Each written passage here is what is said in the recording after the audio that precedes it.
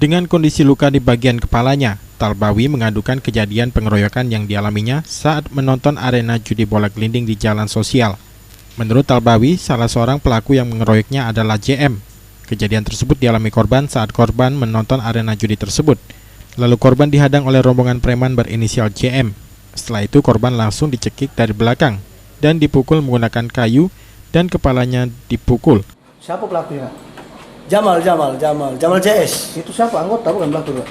Preman. Oh, preman. Iya. Tapi kita kesana tuh ngapain kedatangan kita, Kak?